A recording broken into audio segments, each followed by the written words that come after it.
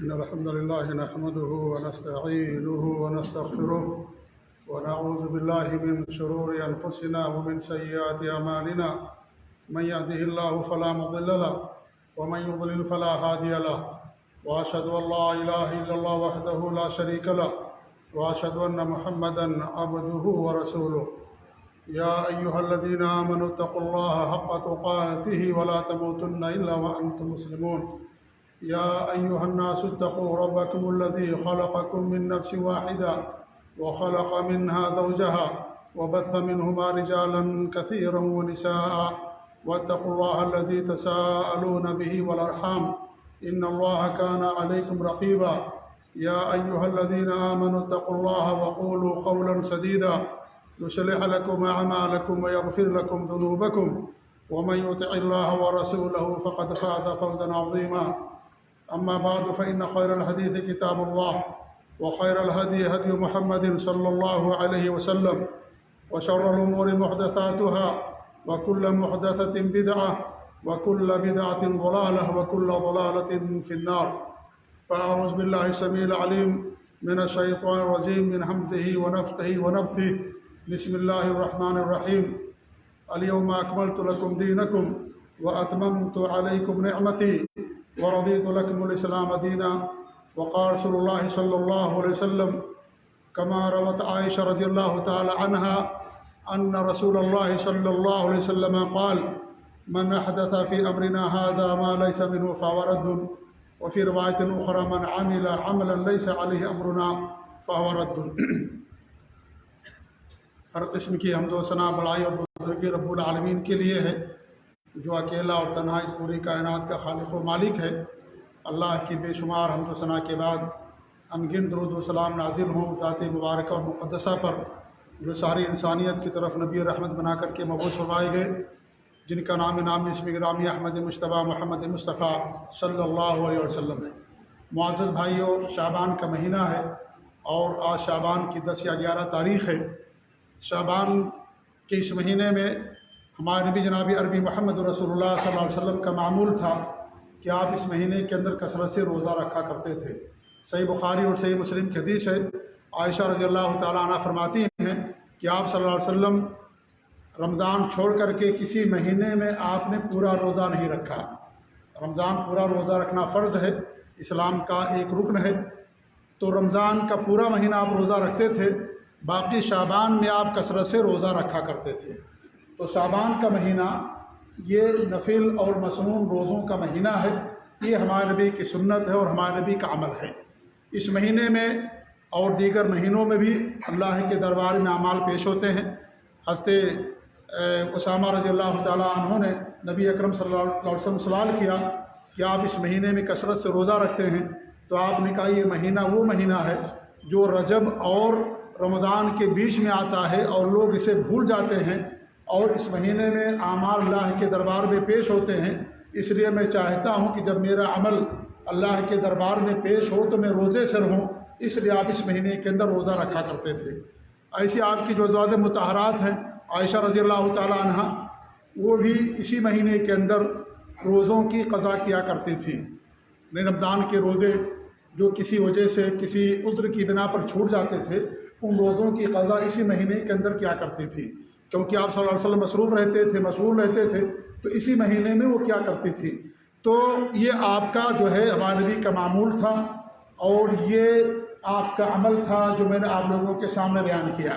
لیکن میرے بھائیو، افسوس یہ ہے کہ لوگوں نے، مسلمانوں نے نبی صلی اللہ علیہ وسلم کی اس عمل کو بھلا کر کے ایک نئی چیز اس مہینے کے اندر پیدا کر لی ہے، اور وہ ہے شعبان کی 15 تاریخ کو یا 15ویں رات کو شب برات کے نام سے اس رات کا اہتمام کرنا، اس رات کو جاگنا، اس رات کا خصوصی اہتمام کرنا، مسجدوں کو سجانا، گھروں کو سجانا، پوری رات جماعت کے ساتھ مسجد میں جا کر کے نماز پڑھنا، اور قبرستان کی جا کر کے اجتماعی زیارت کرنا، اور قبروں پر جا کر کے پھول چڑھانا، اور نہ جانے کیا کیا چیزیں شعبان کی 15ویں رات کو، جسے ہمارے یہاں کے لوگ شب برات کہتے ہیں، اس رات کے اندر یہ ساری چیزیں انجام دی جاتی ہیں۔ سوال یہ ہے کہ کیا یہ عمل کرنا درست ہے؟ کیا یہ ثابت ہے نبی صلی اللہ علیہ وسلم سے؟ کیونکہ ظاہر بات ہے جو عمل ثابت ہوگا وہی ہم کریں گے، جو عمل نبی ثابت نہیں ہوگا اسی کو بدعت کہا جاتا ہے۔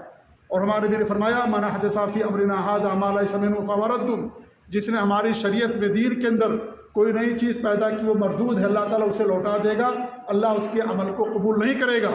اور جو بدعتی ہوگا وہ بھی مردود ہوگا، اسے بھی قیامت کے دن اللہ کے رسول صلی اللہ علیہ وسلم اپنے حوض سے بھگا دیں گے اور اسے پانی نہیں ملے گا۔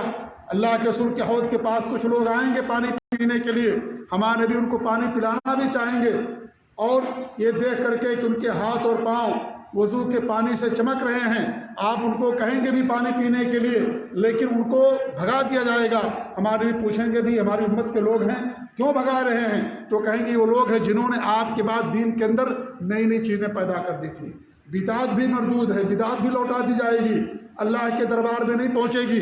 ایسے ہی جو بدعتی ہوتا ہے وہ بھی مردود ہوگا، اسے بھی حوض سے بھگا دیا جائے گا اور نبی کے حوض سے اسے پانی نصیب نہیں ہوگا۔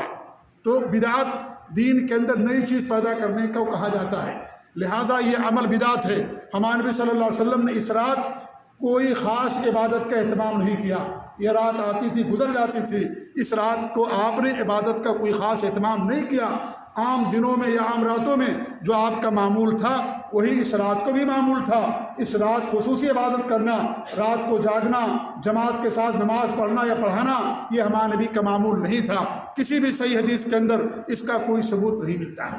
اس لیے میرے بھائی یہ چیز سراسر بدعت ہے، اور بدعت گمراہی ہوتی ہے، اور گمراہی انسان کو جہنم کے اندر لے جانے والی ہوتی ہے۔ یہاں کے بہت بڑے علامہ تھے امام شیخ باز رحمۃ اللہ علیہ، اور بھی علماء کا اجماع ہے جو سلف صالحین کے منہج پر چلنے والے علماء ہیں کہ شب برات کو یا شعبان کی 15ویں رات کو جاگنا یا اس کا اہتمام کرنا یہ کیا ہے؟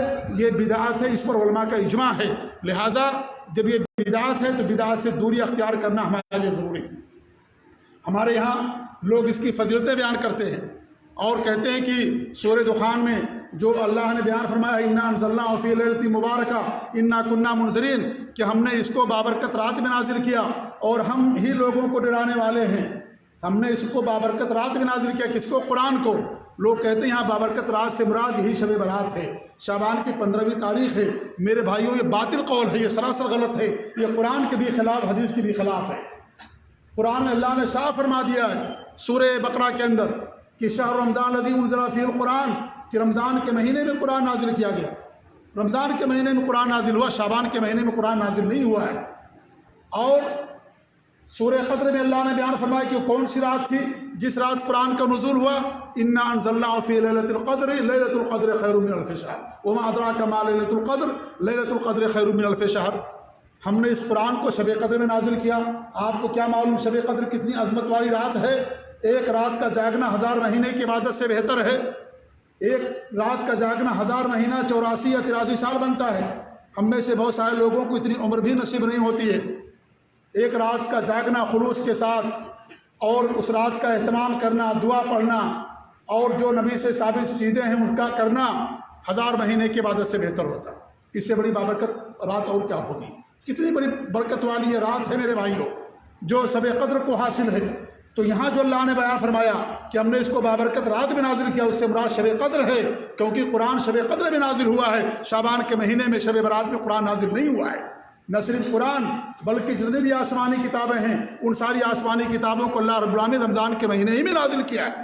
واصلہ بن اسقا کی حدیث رضی اللہ عنہ، انہوں نے بیان کیا کہ اللہ کے رسول صلی اللہ علیہ وسلم نے بیان فرمایا کہ تورات، زبور، انجیل اور اس طریقے سے اور یہ موسیٰ علیہ السلام کو جو صحیفے دیے گئے، تختیاں یا حضرت ابراہیم علیہ السلام کو جو صحیفے دیے گئے، یہ قرآن سب کے سب رمضان کے مہینے میں نازل ہوئی۔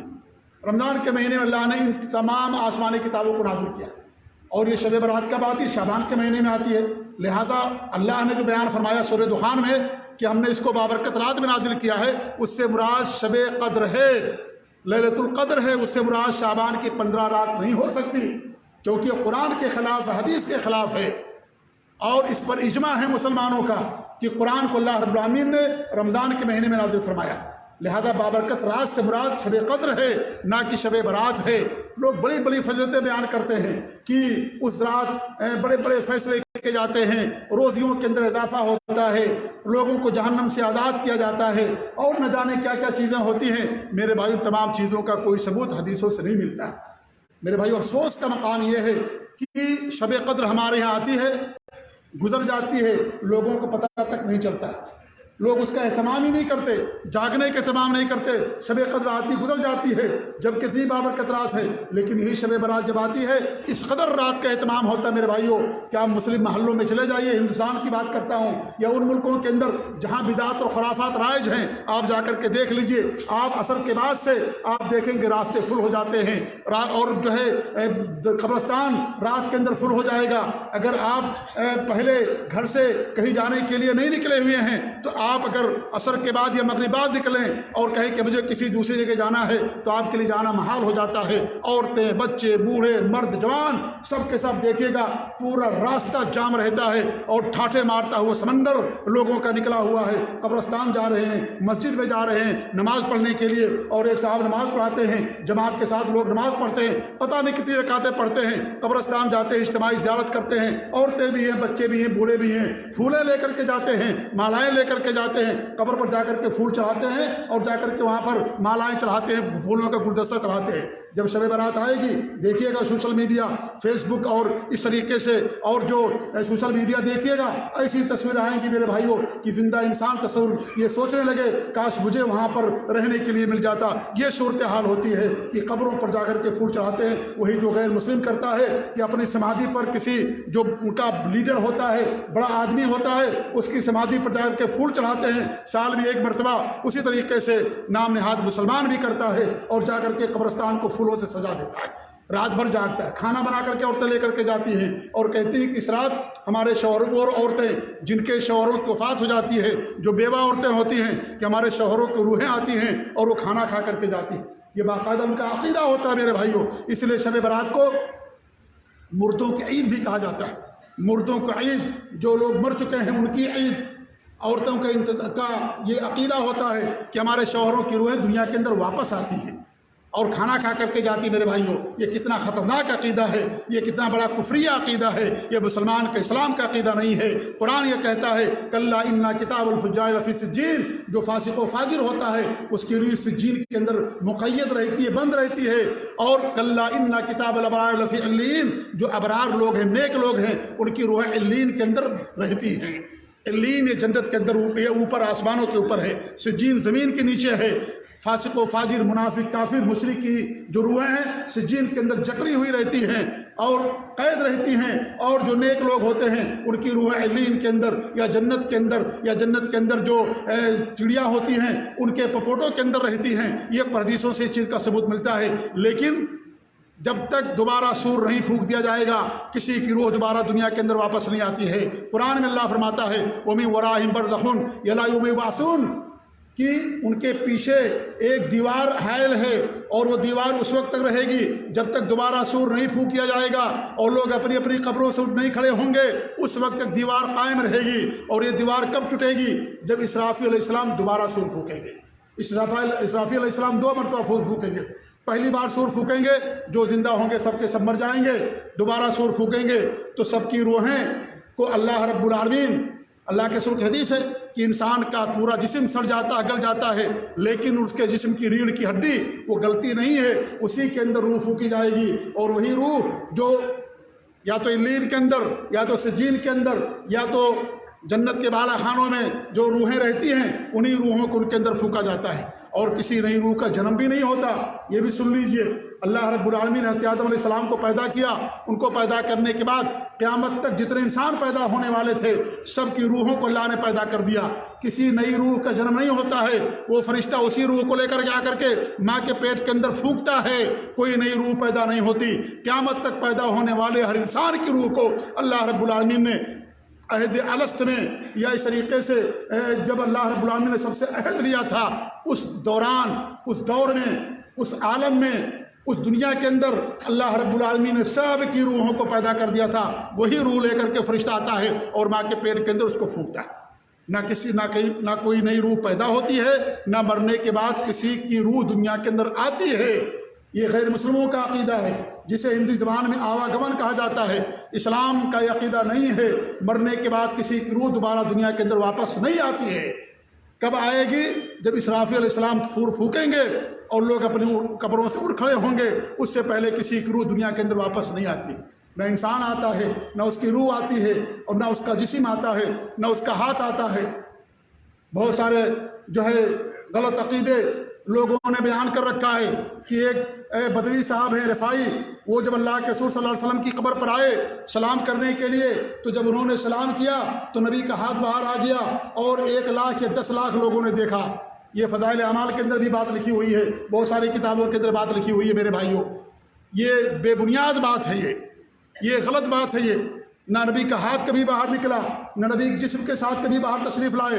ہمارے ہاں لوگ عید میلاد النبی مناتے ہیں، یہ عقیدہ ہوتا ہے کہ اللہ کے رسول صلی اللہ علیہ وسلم جسم کے ساتھ تشریف لا رہے ہیں، سب لوگ کھڑے ہو جاتے ہیں اور کہتے ہیں کھڑے ہو جاؤ استقبال میں، نبی صاحب تشریف لے کر کے آئے۔ یہ سب بدعقیدگی کی انتہا ہے میرے بھائیوں۔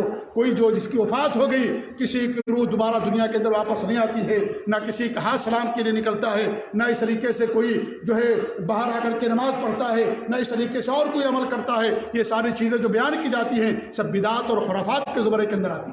اللہ کے رسول کی مسجد آپ کی قبر کے سامنے کا 1 لاکھ لوگ کھڑے ہو سکتے ہیں؟ آپ خود اندازہ لیجیے۔ مجھے شک ہو گیا کہ 1 لاکھ لکھا ہے، 10 لاکھ لکھا ہے۔ مجھے شاید ایسا لگتا ہے کہ 10 لاکھ کی تعداد لکھی، اگر 1 لاکھ ہی مان لیا جائے کہ اللہ کے رسول کی قبر کے سامنے 1 لاکھ لوگوں کے لیے کھڑے ہونے کی جگہ ہے۔ سارے لوگوں نے دیکھا نبی کے ہاتھ کو اور انہوں نے آ کر کے سلام کیا۔ ابو بکر گزرتے تھے سلام کرتے تھے، نبی کا ہاتھ نہیں نکلتا تھا۔ عمر گزرتے تھے سلام کرتے تھے، نبی کا ہاتھ سلام کے لیے نہیں نکلتا تھا قبر سے۔ عثمان غنی، علی رضی اللہ تعالیٰ عنہ اور دیگر بڑے بڑے صحابہ کرام نبی کی وفات کے بعد نبی کی قبر پر جاتے تھے دعا پڑھنے کے لیے، اللہ کے رسول کا ہاتھ باہر نہیں نکلتا تھا۔ اور جب یہ آئے 4 صدی یا 3 صدی ہجری کے اندر، اور جب انہوں نے سلام کیا نبی کا ہاتھ باہر آ گیا اور نبی سے آ کر کے انہوں نے سلام کیا۔ آپ سوچئے کتنی بدعقیدگی کی بات ہے میرے بھائیوں۔ صحابہ کرام کا کتنا اونچا مقام مرتبہ ہے۔ اللہ کے نبی کے بعد انبیاء کے بعد اگر کسی کا مقام ہے تو صحابہ کرام کا مقام مرتبہ ہے، لیکن ان کو فضیلت حاصل نہیں ہوئی۔ یہ فضیلت حاصل ہوئی تو یہ کسی ایسے شخص کو جو صوفی اور اس طریقے سے غلط عقیدے کا انسان، اس کو یہ شرف حاصل ہوا کہ نبی کا ہاتھ باہر آ گیا اور انہوں نے سلام کیا، اور کئی لاکھوں لوگوں نے ان کے سلام کرنے کو اپنی آنکھوں سے دیکھا۔ میرے بھائیو، کسی کی روح دوبارہ دنیا کے اندر واپس نہیں آتی ہے۔ کب آئے گی؟ جب اسرافیل علیہ السلام دوبارہ سور پھونکیں گے، تب ان کی روحوں کو ان کے جسم کے اندر پھونکا جائے گا، اور اس طریقے سے لوگ اپنی اپنی قبروں سے کھڑے ہوں گے۔ لہذا یہ عقیدہ بھی باطل عقیدہ ہے، یہ بے بنیاد عقیدہ ہے، غیر مسلموں سے لیا ہوا عقیدہ ہے۔ لہذا اس سے ہمیں اور آپ کو توبہ کرنے کی ضرورت ہے۔ تو یہ جو عقیدہ رکھا جاتا ہے یہ بھی بے بنیاد عقیدہ میرے بھائیوں۔ اور اس رات کی فضیلت کے تعلق سے بہت سارے لوگوں کہانیاں بناتے ہیں، بہت سارے اقوال بیان کرتے ہیں، بہت ساری من گھڑت روایتیں بیان کرتے ہیں، ضعیف اور موضوع روایتیں بیان کرتے ہیں، نہ جانے کیا کیا لوگ بیان کرتے ہیں۔ ایک حدیث بیان کی جاتی ہے، وہ حدیث کے بارے میں علماء کا اختلاف ہے، اور کچھ علماء اس کو صحیح کہتے ہیں، اکثر علماء اس کو ضعیف کہتے ہیں۔ اور وہ حدیث کیا ہے؟ چلیے ہم بھی اس کو صحیح مانتے ہیں، مان لیتے ہیں کہ حدیث صحیح ہے۔ اس دور کے ایک عظیم عالم تھے علامہ البانی رحمۃ اللہ علیہ نے اس حدیث کو صحیح قرار دیا ہے، اور وہ حدیث یہ ہے میرے بھائیوں کہ ہمارے نبی صلی اللہ علیہ وسلم فرماتے ہیں کہ ابو موسیٰ اشعری رضی اللہ تعالیٰ عنہ کی حدیث ہے کہ اللہ رب العالمین شعبان کی 15ویں تاریخ کو بندوں کے اعمال پر مطلع ہوتا ہے، مشرک اور کینہ پرور کے سوا سارے لوگوں کے گناہوں کو اللہ تعالیٰ معاف کر دیتا ہے۔ یہ حدیث آتی ہے۔ اس حدیث کے بارے میں علماء کا اختلاف ہے، اکثر علماء کہتے ہیں کہ حدیث صحیح نہیں ہے، لیکن کچھ علماء کہتے ہیں کہ حدیث صحیح، ہم بھی صحیح چلو مانتے ہیں اس کو۔ یہ حدیث ہے، اس حدیث سے یہ ثابت ہوتا ہے اس رات کی فضیلت کہ اللہ رب العالمین مشرک اور کینہ پرور کے سوا دیگر لوگوں کے گناہوں کو اللہ معاف کر دیتا ہے۔ یہ رات میرے بھائیوں ہمیں پیغام دیتی ہے، سب سے بڑا پیغام یہ ہے کہ اگر انسان شرک کرنے والا ہوگا، اگر انسان کے اس کے اپنے بھائی اور مسلمان کے درمیان اس کے دل میں حسد اور بغض اور عداوت ہوگی، اللہ تعالیٰ اس کی مغفرت نہیں کرے گا۔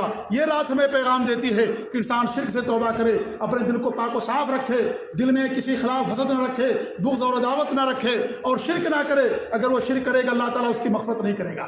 اس پیغام کو لوگوں نے بھلا دیا اور اس حدیث کو لے کر کے بدعت خرافات ایجاد کر رکھی۔ میرے بھائیوں، کسی رات کی فضیلت ثابت ہونے سے، کسی رات کی فضیلت ثابت ہونے سے اس رات عبادت کرنا ثابت نہیں ہوتا۔ عبادت کرنے کے لیے الگ سے دلیل چاہیے۔ فضیلت ثابت ہونا ایک الگ مسئلہ ہے، اس رات یا اس دن عبادت کرنا ایک الگ مسئلہ ہے۔ فضیلت ثابت ہو گئی، عبادت کرنے کے لیے دلیل چاہیے، ثبوت چاہیے، نبی کا عمل چاہیے، نبی کی حدیث چاہیے، صحابہ کا عمل چاہیے۔ اگر نہیں ہے تو فضیلت ثابت ہونے سے عمل ثابت نہیں ہوتا۔ آج جمعہ کا دن ہے، سب سے افضل دن ہے، جمعہ سے کوئی افضل دن نہیں ہے۔ اسی دن حضرت آدم کی تخلیق ہوئی، حضرت آدم کو اسی دن جنت میں داخل کیا گیا، اسی دن جنت سے نکالا گیا، اسی دن کی توبہ قبول ہوئی، اسی دن قیامت بھی قائم ہوگی۔ اسی دن ایک ایسی گھڑی ہے جو انسان دعا کرتا اللہ تعالیٰ اس کی دعا کو قبول فرماتا، اس کو دیتا۔ بہت ساری فضیلتیں ہیں جمعہ کے دن کی، فضیلت ثابت ہو گئی صحیح حدیثوں سے، بخاری سے، مسلم سے فضیلت ثابت ہو گئی۔ لیکن ایک انسان جمعہ کی فضیلت کو لو کر کرے، جمعہ کا روزہ رکھے، کیا اس کا روزہ رکھنا صحیح ہوگا؟ نہیں صحیح ہوگا، کیونکہ جمعہ کے دن صرف روزہ رکھنا شریعت کے اندر بنا، حرام ہے جمعہ کے دن روزہ رکھنا۔ جمعہ سنیچر انسان رکھ سکتا ہے، ہفتہ جمعرات اور جمعہ انسان رکھ سکتا ہے، جمعہ کی فضیلت کو سامنے رکھ کر کے انسان جمعہ کا روزہ رکھے جائز نہیں ہوگا۔ ابھی ہم لوگ نماز پڑھ کر کے جائیں گے یہاں سے، انسان مسجد کے اندر 10 15 20 آدمی کھڑے ہو کر کے 20 25 رکعت نماز پڑھنا شروع کر دے جماعت کے ساتھ، یا گھر میں جا کر کے جماعت کے ساتھ 10 رکعت 12 رکعت پڑھنا شروع کر دیں، کہیں جمعہ کا دن ہے، بڑی فضیلت والا دن ہے، اس کی فضیلت حدیث ثابت ہے، لہذا ہمیں جمعہ پڑھ لے کہ جمعہ کے بعد ان نمازوں کو پڑھنے میں کیا حرج ہے؟ کیا اس کا یہ عمل جائز ہوگا؟ نہیں جائز ہو۔ کیوں نہیں جائز ہوگا؟ اس لیے کہ نبی ثابت نہیں ہے، یہ غلط ہوگا۔ جمعہ کی فضیلت مسلم ہے، جمعہ کی فضیلت ثابت شدہ ہے، کوئی کلام نہیں ہے۔ جمعہ کی فضیلت کے تعلق سب سے افضل دن، تمام دنوں کا سردار۔ لیکن کیا اس فضیلت کو بنیاد بنا کر کے ایسا عمل کرنا جو نبی نے نہ کیا ہو، کیا وہ عمل کرنا ہمارے لیے جائز ہوگا؟ نبی نے بتایا فضیلت اس مہینے کی، اس رات کی، کہ اللہ تعالیٰ مشرک کو چھوڑ کر کے، مشرک کوئی بھی ہو، چاہے وہ مشرک ہو جو ایمان ہی نہ لایا ہو، کلمہ ہی نہ پڑھا ہو، وہ بھی مشرک ہے۔ کلمہ پڑھنے والا بھی مشرک ہو سکتا ہے اگر اللہ تعالیٰ کے ساتھ شرک کرے گا، اس کو بھی مغفرت نہیں ہوگی۔ یہ کلمہ فائدہ نہیں دے گا اگر ہمارا کلمے کے مطابق عمل نہیں ہے، کلمے کے مطابق ہمارا عقیدہ نہیں ہے۔ صرف کلمہ پڑھ لینے سے انسان کو جنت نہیں ملے گی۔ اللہ کے رسول کے حدیث آپ فرماتے ہیں کہ جو آدمی 3 مرتبہ کہتا ہے کہ اللہ تعالیٰ میں تجھ سے جنت کا سوال کرتا ہوں، جنت اس کے لیے واجب ہو جاتی۔ بہت آسان ہو گئی جنت، 3 مرتبہ کہہ لیجیے جنت مل جائے گی، یہ مطلب نہیں حدیث کا۔ مطلب یہ ہے کہ جو سوال کرتا ہے اس کے مطابق اس کا عمل بھی ہونا چاہیے، اس کے مطابق اس کا عقیدہ بھی ہونا چاہیے، تب جنت ملے گی۔ ورنہ ہر آدمی، ہر شخص کہتا ہے کہ اللہ تعالیٰ ہم کو جنت چاہے، 3 بار نہیں، زندگی میں کروڑوں بار انسان کہتا ہے، اتنی بار کہتا ہے کہ انسان گن نہیں سکتا۔ جنت رب سے مانگتا ہے، لیکن جنت مانگنے سے نہیں مل جائے گی اگر ہمارا عقیدہ جنتیوں کے مطابق نہیں ہوگا، اگر ہمارا عقیدہ اور عمل نہیں ہوگا نیک۔ انسان صرف جنت کا سوال کر لینے سے، جنت مانگ لینے سے اس کو جنت نہیں مل جائے گی۔ لہذا کلمہ پڑھ لینے سے جنت ہمیں نہیں ملے گی، جنت کا سرٹیفکیٹ ان کو ملے گا جو کلمے کے مطابق عمل کرنے والے ہیں، کلمے کے تقاضوں کو پورا کرنے والے ہیں، شرک اور بدعات اور خرافات سے دور رہنے والے ہیں، ایسے لوگوں کو جنت ملے گی۔ صرف کلمہ پڑھ لینا جنت کا حقدار نہیں بن جائیں گے۔ تو مشرک کوئی بھی ہو، جو بھی شرک کرنے والا ہو، چاہے وہ مسلمان ہی نہ ہوا ہو، کلمہ نہ پڑھتا ہو، کلمہ پڑھنے والا بھی اللہ تعالیٰ کے ساتھ شرک کر سکتا ہے۔ یہ دھوکے میں نہ رہیے کہ ایک مسلمان ہوگا کلمہ پڑھنے والا شرک نہیں کر سکتا، وہ بھی شرک کر سکتا ہے۔ ہمارے بھی یہ حدیث میں نے آپ کو سنائی، ہمارے بھی کی حدیث ہے، فرماتے اگر کسی آدمی کے اوپر 40 لوگ جنازے کی نماز پڑھ دیں، ایسے لوگ لا یشرکون باللہ شیئا، اللہ تعالیٰ کے ساتھ کچھ بھی شرک نہ کرتے ہوں، ایسے لوگوں کے لیے جنت واجب ہو جاتی ہے، اللہ ان کی دعا قبول فرماتا ہے۔ 40 مسلمان جو اللہ تعالیٰ کے ساتھ شرک نہ کرتے ہوں وہ جنازے کی نماز پڑھ دیں۔ ہمارے نبی نے کیوں کہا کہ شرک نہ کرنے والے ہوں؟ کیا جنازے کی نماز ہندو پڑھتا ہے؟ کیا جنازے کی نماز سکھ پڑھتا ہے؟ کیا جنازے کی نماز جو ہے کوئی کافر اور مشرک اور یہود و نصارہ پڑھتے؟ نہیں، جنازے کی نماز مسلمان پڑھتا ہے۔ پھر بھی ہمارے نبی نے شرط لگائی لا یشرکون باللہ شیئا، ایسے مسلمان ہو جو اللہ تعالیٰ کے ساتھ شرک نہ کرنے والے ہوں۔ مطلب کیا ہوا؟ مطلب واضح ہے، ایک مسلمان بھی اللہ تعالیٰ کے ساتھ شرک کر سکتا ہے۔ لہذا دھوکے میں نہ رہیں ہم کہ ہم نے کلمہ پڑھ لیا جنت ہمارا ٹھیکا ہے، جنت ہم چلے جائیں گے۔ نہیں، کلمے کے مطابق عمل ہونا چاہیے، وہ ایمان ہونا چاہیے، اور شرک اور بدعات اور خرافات سے انسان کو دوری اختیار کرنا چاہیے، تبھی انسان کو جنت ملے گی۔ صرف کلمہ پڑھ لینے جنت نہیں ملے گی میرے بھائیوں، یہ بات یاد رکھ لیں، ذہن میں بٹھا لیں۔ تو اللہ کے رسول نے کیا فرمایا؟ مشرک کو چھوڑ کر کے کینہ پرور کے سوا سب کے گناہوں کی مغفرت ہو جاتی۔ لہذا ہمیں پیغام ہے کہ شرک کو چھوڑ دیں ہم، تبھی ہماری مغفرت ہوگی۔ اگر شرک نہیں چھوڑیں گے ہماری مغفرت نہیں ہوگی۔ کیا ہمارے نبی نے یہ فرمایا کہ جو نماز پڑھے گا اس کی مغفرت ہوگی؟ کیا نبی نے یہ فرمایا جو قبرستان کی زیارت کرے گا اس کی مغفرت ہوگی؟ کیا نبی نے یہ فرمایا جو قبر پر جا کر کے پھول اور مالا چڑھائے گا اس کی مغفرت ہوگی؟ نہیں، یہ مغفرت ہر ایک کو حاصل ہوگی جس کے پاس یہ دو چیزیں نہیں ہوں گی۔ سن لیجئے، ایک تو شرک نہ کرنے والا ہو، دوسرا اس کے اور اس کے بھائی کے درمیان عداوت نہ ہو، حسد نہ ہو، نفرت نہ ہو، بغض نہ ہو اور کینہ اور کپٹ نہ ہو کسی بھی مسلمان بھائی کے خلاف، یا اپنا حقیقی بھائی ہے اس کے خلاف اگر یہ چیز نہیں ہے، ایسے آدمی کو چیز حاصل ہوگی۔ وہ سو رہا ہے، وہ جاگ رہا ہے، چل رہا ہے، کچھ بھی کر رہا ہے، اس کو بھی چیز حاصل ہوگی۔ شرط یہ ہے کہ دو چیزیں اس کے اندر نہ پائی جاتی ہوں، وہ اللہ تعالیٰ کے ساتھ شرک نہ کرنے والا ہو اور اس کا دل پاک و صاف ہو، دل پاک و صاف ہو۔ شرک یہ اللہ تعالیٰ کے ساتھ ظلم ہے، ان شرک لظلم عظیم، شرک سب سے بڑا ظلم ہے، یہ اللہ تعالیٰ کا حق ہے، یہ حق اللہ تعالیٰ معاف نہیں کرے گا۔ اور اگر ہمارے دل کے اندر کینہ اور کپٹ ہے، یہ حقوق العباد کے اندر آتا ہے، اور بندوں کا حق اس وقت تک معاف نہیں ہوگا جب تک بندہ خود نہیں معاف کرے گا۔ اس لیے ہمارے نبی نے فرمایا ان دو لوگوں کو چھوڑ کر کے ایک بندے کا حق کھاتا ہے، ایک اللہ تعالیٰ کا حق کو ضائع کرتا ہے، برباد کرتا ہے، ایک بندوں کے حقوق کو ضائع کرتا ہے۔ دل میں اس کے محبت ہونی چاہیے، دل میں اس کے پیار ہونا چاہیے، کوئی عداوت اور حسد اور بغض نہیں ہونا چاہیے، آئینے کی طرح صاف و شفاف ہونا چاہیے اس کا دل۔ لیکن وہ دل کے اندر قدورت ہے، اس دل کے اندر نفاق ہے، اس دل کے اندر عداوت ہے، اس دل کے اندر حسد ہے، بغض ہے۔ یہ بندے کا حق ہے، بندے کا حق بندہ جب معاف کرے گا تب معاف ہوگا۔ اس لیے دو گناہوں کو معاف نہیں کیا جاتا، باقی اور گناہوں کو اللہ رب العالمین معاف کر دیتا ہے۔ یہ پیغام ہے اس رات کا کہ ہمیں آپ کو شرک سے بچنا چاہیے، دلوں کو پاک و صاف رکھنا چاہیے، دل میں کسی خلاف کوئی حسد اور عداوت نہ ہو، آئینے کے طریقے صاف و شفاف ہو ہمارا دل۔ ہمارے نبی سے پوچھا گیا سب سے بہتر انسان کے بارے میں، آپ نے کہا کل مخموم القلب و صدوق اللسان، ہر وہ شخص جس کا دل صاف ستھرا ہو، سچی زبان والا ہو، وہ کیا ہے؟ وہ اچھے لوگوں میں سے ہے۔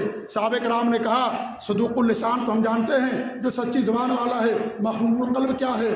مخموم القلب کون سا ہے؟ ہمارے نبی نے فرمایا وہ انسان ہے جو تقی، جو تنہائی میں اور جلوت میں، خلوت میں، جلوت میں لوگوں کے سامنے ہو، اکیلے ہو، اللہ سے ڈرنے والا، تقوی اختیار کرنے والا۔ النقی، اس کا دل پاک و صاف ہو، لا اسم فی، اس کے دل کے اندر کوئی گناہ نہ ہو، کسی خلاف کوئی جو ہے غلط سوچ نہ ہو، غلط فکر نہ ہو، ولا حسد ولا بغی ولا بغی ولا حسد، اور نہ اس کے دل کے اندر حسد ہو اور نہ اس کے اندر کوئی ظلم و زیادتی ہو۔ یہ آپ نے کہا یہ مخموم القلب ہے، اچھے لوگوں میں سے ہے۔ اس طریقے سے مسلم کی ایک روایت آتی ہے کہ ہمارے نبی نے فرمایا ہر سوموار کو اور ہر جمعرات کو اللہ کے دربار میں اعمال پیش ہوتے ہیں۔ اللہ رب العالمین فیغفر لکل عبد لا یشرک باللہ شیئا، ہر اس بندے کو اللہ معاف کر دیتا ہے جو اللہ تعالیٰ کے ساتھ کچھ بھی شرک نہ کرنے والا، کچھ بھی، یہ نہیں کہا بہت زیادہ شرک نہ کرنے والا، معمولی شرک بھی انسان کے اعمال کو برباد کر دیتا ہے، شرک تباہ برباد کر دینے والی چیز ہے۔ آپ نے کہا اللہ نبی صلی اللہ علیہ وسلم نے وہ اللہ تعالیٰ کے ساتھ کچھ بھی شیئن، کچھ بھی شرک نہ کرنے والا ہو، اس کی مغفرت ہوتی ہے۔ اور ساتھ ہی ساتھ آپ نے بتایا ہاں اگر ایسا آدمی ہے کہ بینہ و بین اخیہ شحناء، کہ اس کے اور اس کے بھائی کے درمیان نفرت ہے، کینہ اور کپٹ ہے، عداوت اور دشمنی ہے، لا تعلقی ہے، بات چیت بند ہے، دل میں عداوت اور نفرت ہے، تو اللہ کیا فرماتا ہے؟ انظروا ہذین حتی یصطلحا، ان دونوں کو چھوڑ دو جب تک صلح نہیں کر لیں، جب تک ان کی مغفرت مت کرو، کیونکہ بندوں کا حق کھا رہا ہے یہ۔ جس کے دل کے اندر محبت ہونی چاہیے، پیار ہونا چاہیے، اس دل کے اندر اس کے نفرت ہے، عداوت اور حسد اور بغض ہے۔ اس لیے وہ فرشتے کہتے ہیں کہ ان دونوں کو چھوڑ دو جب تک صلح نہ کر لیں، دل کی صفائی نہ کر لیں، آپس میں پیار محبت سے ملنے جلنے نہ لگیں، اس وقت تک ان کو معاف نہ کرو اور ان کی مغفرت نہ کرو۔ دو لوگوں کو شریک کرنے والے اور جن کے دل کے اندر کینہ اور کپٹ ہے، وہی بات ہمارے نبی نے 15ویں رات کے تعلق سے بیان فرمائی۔ اور یہ چیز ہمیشہ ہوتی ہے، صرف اس رات کی خصوصیت نہیں ہے کہ اسی رات کی خصوصیت ہے یہ، لہذا شرک کرنا یہ ہماری مغفرت کے لیے سب سے بڑی رکاوٹ ہے۔ اتنی بڑی رکاوٹ ہے میرے بھائیوں کہ شرک کرنے والے کے لیے معافی نہیں ہوگی، شرک کرنے والے پر جنت کو حرام کر دیا گیا ہے، شرک کرنے والا ہمیشہ ہمیشہ جہنم کے اندر رہے گا۔ ایسے جو بندوں کا حق کھاتا ہے، حقوق العباد کھاتا ہے، ایسے بھی انسان کے لیے مغفرت نہیں ہوگی جب تک کہ وہ بندہ خود نہیں معاف کر دے گا، اس کو بھی سزا ملے گی۔ یہ اور بات ہے سزا ملنے کے بعد اگر وہ شرک نہیں کرتا ہوگا تو اللہ تعالیٰ اسے جنت کے اندر لے کر کے آئے گا، لیکن اسے ضرور سزا ملے گی۔ اگر وہ بندوں کا حق کھاتا ہے اور اس نے دنیا کے اندر معاف نہیں کروا لیا اور حق واپس نہیں کیا تو اس صورت میں اس کو بھی سزا ملے گی۔ تو میرے بھائیوں، یہ پیغام دیتی ہے رات میں، اور یہ پیغام اللہ کا ہمیشہ سے ہے، اور یہ پیغام ہر رات ہمیں دیتی ہے۔ دنیا کے اندر پائی جانے والی ہر چیز پیغام دیتی ہے، اے لوگو اللہ کو پہچانو، اللہ کے ساتھ شرک نہ کرو، جس رب نے تم کو پیدا کیا ہے صرف اسی کی بات کرو، اس کے بعد میں کسی کو شریک نہ کرو، دلوں کو پاک و صاف رکھو، اور شرک سے اور کفر سے، نفاق سے، ان تمام چیزوں سے اپنے آپ کو دور رکھو۔ یہ پیغام ملتا ہے ہمیں۔ ہمارے لوگ یہ بھی کہتے ہیں کہ ہمارے نبی صلی اللہ علیہ وسلم نے اس رات جا کر کے قبرستان کی زیارت کی تھی۔ ٹھیک، ہم بھی مانتے ہیں کہ ہمارے نبی نے قبرستان کی جا کر کے زیارت کی تھی، لیکن کیا آپ صلی اللہ علیہ وسلم نے پوری زندگی میں صرف ایک رات قبرستان کی زیارت کی؟ یہ ہمارے نبی کا معمول تھا۔ آپ جایا کرتے تھے قبرستان کی زیارت کے لیے، دنوں میں جاتے تھے، رات میں جاتے تھے، جب موقع ملتا تب جاتے تھے۔ یہ تو اتفاق کی بات کہ شعبان کی 15 تاریخ تھی، کیا صرف شعبان کی 15 تاریخ ہمارے نبی قبرستان کی زیارت کے لیے گئے؟ آپ کا معمول تھا قبرستان زیارت کرنے کے لیے جایا کرتے تھے۔ قبرستان کی زیارت انسان کبھی بھی کر سکتا ہے، اس کو خاص کر دینا فلاں رات کریں گے، فلاں دن کریں گے، میرے بھائیو چیز کیا ہو جاتی ہے؟ اسی کو بدعت کہا جاتا ہے۔ عام ہے، کبھی بھی آپ کر سکتے ہیں، یہ نہیں کہ آپ شب برات میں کریں گے، فلاں تاریخ میں کریں گے، اسی کو خاص کر لیں، اسی میں جا کر کے آپ کریں۔ ہمارے نبی کا معمول تھا، آپ جاتے تھے قبرستان کی زیارت کے لیے۔ یہ تو اتفاق کی بات کو شعبان کی 15 رات تھی، اس میں بھی آپ گئے، شعبان میں کئی بار آپ گئے، آپ اپنی وفات سے پہلے گئے، جب کسی کا جنازہ آتا تھا تب آپ جاتے تھے۔ یہ تو آپ کا معمول تھا۔ کتنا دور ہے بقیع قبرستان؟ نبی کے گھر سے 2 منٹ کے راستے پر تھا، اس لیے آپ ہمیشہ جایا کرتے تھے۔ لہذا یہ کہنا کہ ہمارے نبی نے قبرستان کی زیارت کی تو آپ خاص طور سے اس دن کے لیے نہیں گئے تھے کیا شعبان کی 15ویں تاریخ ہے لہذا ہم جائیں گے، نہیں، بلکہ آپ کا معمول تھا، آپ قبرستان کی زیارت کے لیے جایا کرتے تھے۔ یہ نہیں کہ وہ رات کی وجہ سے آپ گئے تھے۔ اس لیے میرے بھائی، اس رات کا جاگنا اور اس رات عبادت کرنا، نفل اور تہجد پڑھنا، یہ سراسر بدعت، الا یہ کہ جو انسان پہلے سے پڑھتا رہا ہے۔ انسان کا جو معمول ہے وہ کرے گا، انسان تہجد پڑھے، قرآن کی تلاوت کرے، ذکر و اذکار کرے، لیکن شعبان کی 15ویں تاریخ کو سمجھ کر کے کہ اس رات ایسی بات کا اہتمام کرے جو ہمارے نبی نے نہیں کیا، ایسا عمل کرنا دین کے اندر بدعت ہوگی۔ ہمارے نبی نے جماعت کے ساتھ نماز نہیں پڑھائی، ہمارے یہاں دیکھیں جماعت کے ساتھ نمازیں ہوتی، بچے، نوجوان، بوڑھے، اور وہ لوگ کون آگے رہتے؟ جو فجر بھی نہیں پڑھتے، 5 وقتہ نماز تک نہیں پڑھتے، وہ لوگ ایک رات عبادت کر کے سمجھتے جنت کا سرٹیفکیٹ مل گیا، خلاص اب ہم سیدھے جنت کے اندر چلے جائیں گے۔ ابلیس نے، شیطان نے ایسا دھوکہ دے دیا ہے کہ جو بدعت جس کی بنا پر انسان کو حوض سے بھگا دیا جائے گا، اور جو اللہ کی لعنت کا ذریعہ اور سبب ہے، ایسے کرنے والے کو ابلیس اور شیطان نے ایسا سمجھا دیا ہے کہ ایک رات عبادت کر کے اس سمجھتا ہے کہ مجھے جنت مل جائے گی اور میں نے بہت اچھا، بہت خیر کا کام کیا۔ میرے بھائی، یہ شر ہے، یہ برائی ہے، بدعت اور گمراہی ہے یہ، اس لیے اس سے بچنا ہمارے لیے ضروری ہے۔ نمازوں کی پابندی نہیں کرتے لوگ، لیکن بدعت اور خرافات میں ضرور آگے رہیں گے۔ نماز نہیں پڑھیں گے، عید میلاد النبی ضرور منائیں گے، شب برات ضرور منائیں گے، شب معراج منائیں گے، اور نہ جانے کیا کیا بدعت بنائیں گے، لیکن نمازوں کی پابندی نہیں ہوگی۔ نماز نہیں پڑھیں گے لیکن ضرور منائیں گے۔ میرے بھائیوں، کہاں امت پہنچ گئی؟ اس لیے سراسر بدعات ہیں۔ علماء نے اس کے بدعات ہونے پر اجماع نقل کیا ہے کہ نبی کی سنت کا کوئی ثبوت نہیں ملتا ہے، اور نہ ہی اللہ کے رسول صلی اللہ علیہ وسلم کی اسے چیز ثابت ہے۔ اور ایک بات کہہ کر کے اپنی بات ختم کر دوں، یہ شب برات کا لفظ یہ رافضیوں کی طرف سے آیا ہوا، رافضیوں کی طرف سے، شیعوں کی طرف سے برات کا لفظ آیا ہے۔ نبی کی حدیث میں، قرآن میں یا کہیں پر بھی یہ لفظ نہیں آیا، یہ لفظ رکھا گیا ان کی طرف سے۔ جانتے ہیں تو کرتے شب برات، شب برات اس لیے مناتے ہیں وہ لوگ کہ ان کے عقیدے کے مطابق شعبان کی 14 تاریخ ان کا 12واں امام، اس کی ولادت کا دن ہے، اس لیے شعبان کی 14 تاریخ کو لوگ جشن مناتے ہیں، اور شعبان کی 15 تاریخ کو شب برات مناتے۔ برات مانے ہوتا ہے بیزاری، لا تعلقی، اور شب برات مطلب بیزاری والی رات۔